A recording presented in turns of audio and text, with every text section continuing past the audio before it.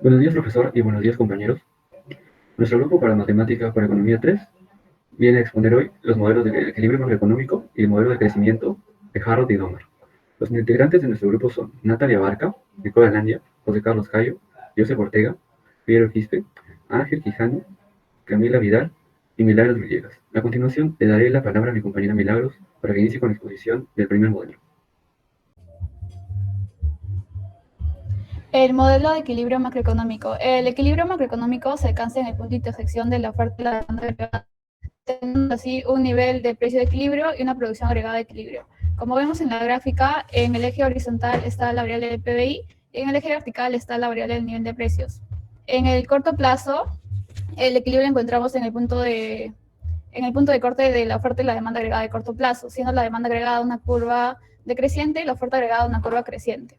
Es así como la intersección nos da el nivel del PBI y el nivel de precios de equilibrio. En el largo plazo están las curvas de oferta y demanda agregada de corto plazo. Además, por este punto de corte pasa la oferta agregada a largo plazo, la cual es totalmente vertical. Esto nos da la producción potencial de la economía y el nivel general de precios. La hipótesis de que las variables se expresarán como desviaciones a largo plazo, donde el consumo y la inversión son funciones lineales del ingreso. Este último cambia a un índice proporcional a la demanda en exceso, es decir, que si se tiene una variable económica X, será igual a su desviación con respecto a su estado estacionario. Además, A, B y C permanecen entre 0 y 1. Las dimensiones de las tres secciones, siendo la variable independiente T expresada en unidades monetarias en millones, la variable dependiente T, Y es expresada en tiempo en años, el consumo C es expresado en millones, la inversión también en millones, la propensión marginal al consumo B es una variable dimensional y la propensión marginal a invertir C también es una variable adimensional. Trabajaremos el consumo, la inversión y la derivada del ingreso. El consumo es igual a C por Y, inversión es igual a B por y la derivada del ingreso es igual a por consumo más inversión menos ingreso, siendo A, B y C valores que están entre 0 y 1. Ahora pasamos con la solución. Tenemos tres ecuaciones base, les asignamos números para facilitar la solución del ejercicio. Reemplazamos las ecuaciones 1 y 2 en la ecuación 3 y luego factorizamos y nos queda que la derivada de y es igual a por y por c más b menos 1.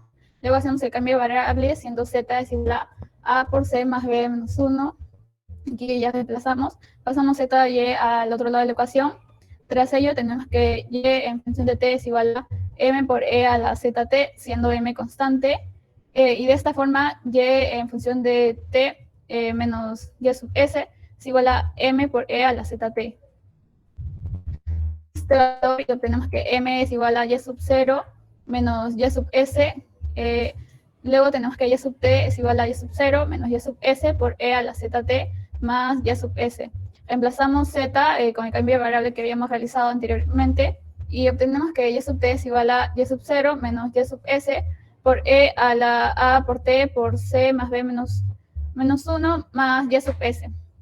Y para que la condición del ingreso sea estable, tomamos el límite de e a la a por t por c más b menos 1 cuando t tiende al infinito, y eso nos da el valor de igual a 0. Lo que sería equivalente a decir que c más b es menor a 1, siendo a mayor que 0. Ahora vamos a realizar el modelo de equilibrio macroeconómico, pero con la perturbación. Y ya que le hemos añadido el gasto público, el gasto es igual a la propensión marginal al gasto por el consumo. En el equilibrio de una economía cerrada se tiene que el ingreso es igual al consumo más la inversión más el gasto. Aquí no se consideran las exportaciones, porque en una economía cerrada todo lo que se produce es para ese país. Tenemos las siguientes ecuaciones, que es igual al consumo, es igual a la propensión marginal de consumo por el ingreso, que la inversión es igual a la propensión marginal de la inversión por el ingreso y que el gasto, ya se había dicho, es igual a la propensión marginal del gasto por el consumo. Y lo vamos a reemplazar en la ecuación de la derivada del ingreso. Y a ese y le vamos a reemplazar por la ecuación del equilibrio en una economía cerrada. Entonces reemplazamos el y y nos va a quedar que esto es igual a por c más i menos c menos i menos g. Entonces se van a eliminar algunos a con las del i y nos va a quedar que la derivada del ingreso es igual al ingreso por C por menos AD. Lo que es igual que la derivada del ingreso es el ingreso por ACD por menos 1. Entonces ese menos ACD lo vamos a reemplazar por un Z. Y nos va a quedar que la derivada del ingreso es igual a Z por el ingreso. Y esto pasa a restar y eso va a ser igual a 0, por lo que ya nos queda como una ecuación diferencial. Entonces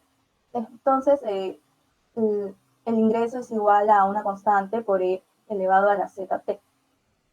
Esto es igual a un ingreso T menos el ingreso estacionario, un Y estacionario. Entonces tomamos en Y0 y nos queda que M es igual a Y sub 0 menos el Y estacionario. Y esto lo reemplazamos acá y nos va a quedar que el ingreso es igual a un Y sub 0 menos Y estacionario por E elevado a la ZT más el Y estacionario. A este Z le ponemos valor y nos va a quedar que Y sub 0 menos Y estacionario por E elevado a la menos ACD más el Y estacionario. Para que estén en equilibrio tiene que ser estable, por lo tanto, T va a tender al infinito. Entonces, el límite de E elevado a la menos ACD debe ser igual a 0. Entonces, menos ACD debe ser negativo, pero como ya se sabía que A, B y C están entre 0 y 1, por lo tanto debe cumplirse que D también debe ser positivo. Entonces, gracias, le paso con mis compañeros. A continuación presentaremos el ejemplo. Para este caso, le daremos valores al consumo, el gasto, la inversión y el ingreso y derivado del ingreso. En el consumo podemos darle el valor de 0.35 del ingreso, el gasto de 0.13 del consumo y la inversión 0.27 del ingreso y la derivada del ingreso 0.04 por el consumo más la inversión menos el ingreso. Además, hay que tomar en cuenta que a Y sub 0 le vamos a dar el valor de 10 y a Y sub 1, 12.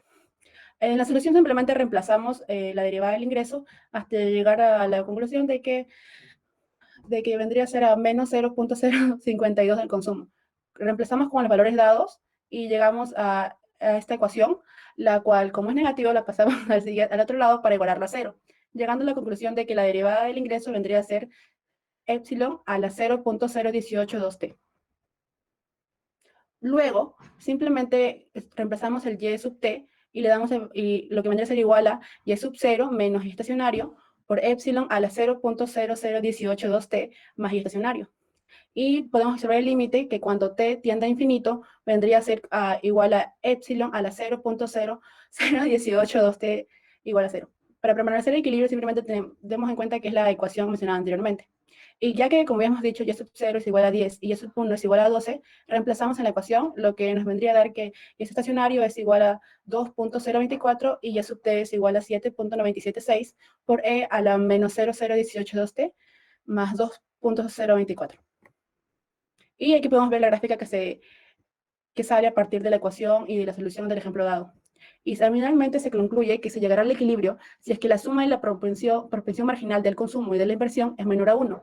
Asimismo, tomando en cuenta la solución con la perturbación al gasto que realizamos, se llegará al equilibrio en una economía cerrada si es que la propensión marginal al gasto es positiva. Ahora le doy el paso a mi compañero. Bien, el modelo Harrod-Domar. Bueno, es importante señalar que este modelo busca la tasa de crecimiento de una economía en términos del ahorro, la inversión, la producción y el capital. Aquí hay una pequeña frase que nos dice básicamente que el modelo Harrod-Domar enfatizó unos posibles aspectos que podían disfuncionar el crecimiento económico, como por ejemplo, la relación que puede existir entre el crecimiento económico con el aumento del desempleo, ¿no? Y bueno, comenzaremos basándonos en que el ahorro nacional, que va a ser ST, va a ser una simple variable que va a depender directamente del ingreso nacional, que va a ser YT. Y esta también se va a ver afectada por la propensión marginal de ahorrar, que la vamos a llamar S. Y esta última variable también muestra una porción del ingreso que determina el ahorro, para lo cual esta va a estar entre 0 y 1. Y bueno, también vamos a denotar más adelante la inversión nacional, que va a ser IT, como una variable que va a depender de la variación del ingreso nacional, respecto también a la variación del ingreso nacional del periodo anterior. Y bueno, para este presente problema, vamos a suponer que la última variable, que va a ser el A, va a ser un número mayor a 1. Y bueno, en el dimensionamiento tenemos aquí algunas variables, que va a ser, por ejemplo, el tiempo, que va a ser una variable independiente, y las unidades monetarias, que van a estar en millones, también es una variable dependiente. El ahorro y la inversión, que van a estar relacionadas también en unidades monetarias de millones. La propensión marginal a ahorrar, que va a ser adimensional, o sea que no tiene una magnitud física, va a ser un número puro, por así decirlo. Y también tenemos el índice de crecimiento garantizado, que también es adimensional. Y bueno, para comenzar aquí tenemos a las ecuaciones, donde está el ahorro, la inversión y el crecimiento porcentual de Y en T, donde, como habíamos dicho, aquí el acelerador va a estar entre 0 y 1, y aquí va a ser mayor a 1, ¿no? Y esta es la función a la que vamos a llegar, que va a ser el índice de crecimiento garantizado. Bueno, bien, para desarrollar este modelo, hay un supuesto que es la condición de equilibrio, donde la inversión va a ser igual al ahorro, y aquí podemos reemplazar donde vamos a darnos cuenta que S de Y en T va a ser igual al acelerador de YT menos el YT de un periodo anterior. Reemplazando esto, nos va a quedar esta ecuación diferencial, que va a ser YT A sobre A menos S por Y de T del periodo anterior, y resolviendo esta ecuación diferencial vamos a llegar a la conclusión de que YT va a ser igual a sobre A menos S elevado al tiempo por Y de 0. Ahora, bien, llegamos a la conclusión de que GT va a ser igual a S sobre A menos S. Y bueno, aquí nos podemos dar cuenta de que esta función es una constante para cualquier tiempo, y que solamente va a depender de la propensión marginal a ahorrar y del acelerador, los cuales son datos que se obtienen de cualquier economía, ¿no? Y por lo tanto, esta función GT vendría a ser directamente el índice de crecimiento de una economía en equilibrio, donde nos basamos en el supuesto de que el ahorro va a ser igual a la inversión en ese tiempo. Bien, para continuar con la exposición, le voy a dar pase a mi compañero José Carlos. Ahora, tomaremos en cuenta una perturbación. Dado que las conclusiones del modelo original no resultan ser realistas, añadiremos una función de capital al modelo para poder tener resultados más reales. Esto lo definiremos como el capital en el periodo T más 1, es la diferencia del capital en el periodo anterior T, menos la depreciación de capital, más la inversión. También definimos la relación capital-ingreso. K en el periodo T, sobre ingreso en el periodo T, será igual a θ. Y esto en un intervalo de 0 a 1. Ahora, en la solución, tomamos el equilibrio, ingreso igual a consumo más inversión, inversión es igual a ahorros. Insertaremos nuestro θ en la función de capital. Y luego añadiremos un periodo a todos los valores. Manteniendo el equilibrio en esta ecuación, obtenemos una ecuación de diferencia homogénea. Para simplificar el desarrollo, vamos a designar este término como menos m, teniendo que m solo es mayor que 0. Ahora obtenemos dos caminos distintos. La solución real, factible cuando menos m al cuadrado es mayor que 4 por el acelerador por θ, y la solución en la que m menos m al cuadrado es menor que 4 por el acelerador por θ. Ahora le doy la palabra a mi compañero. Bueno, para la interpretación vamos a tener dos casos, los cuales van a ser la solución real y la solución imaginaria. Para la solución real van a haber 4 subcasos. Suponiendo de que esto de acá, de la primera raíz era mayor a la segunda, vamos a dividirlo en 4, ¿no? 3 van a ser inestables y una va a ser estable, debido a los valores que pueden tomar el numerador y el denominador. Para este primer caso vamos a tener de que este numerador va a ser mayor al denominador. Por ende, esto va a tender hacia el infinito, ya que tomando el tiempo hacia el infinito, esa variable va a tender hacia el infinito y la otra, aunque tienda a cero, siempre va a tender la solución general al infinito, ¿no? Para el segundo caso va a ser que vamos a tomar la segunda raíz, va a ser que su numerador va a ser mayor al denominador. Va a ser una solución inestable también. Y acá tenemos esta condición, ¿no? Luego, para el tercer caso, que se va a dividir en dos casos, va a ser una estable y otra inestable. Se da la inestable cuando dijimos que el numerador es mayor al denominador. Y se da el estable cuando el denominador es mayor al numerador, ¿no? La parte de abajo. Para la solución imaginaria tenemos que, ya hecho los procedimientos correspondientes, tenemos esta solución imaginaria, donde la primera variable, primer multiplicando, va a ser el único que va a determinar la trayectoria de esta solución, porque vamos a tener un t hacia el infinito, ¿no?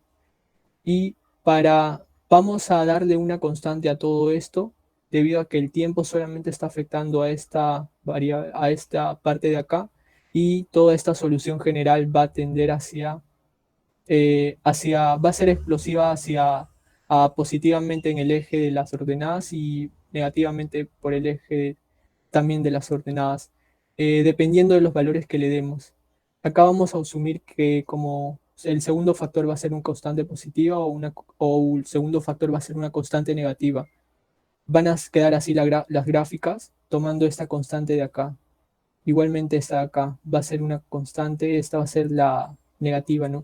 Y bueno, la conclusión a la cual llegamos es que van a haber 5 posibilidades. Desprendimos de la solución real 4 y de la solución imaginaria 1 también.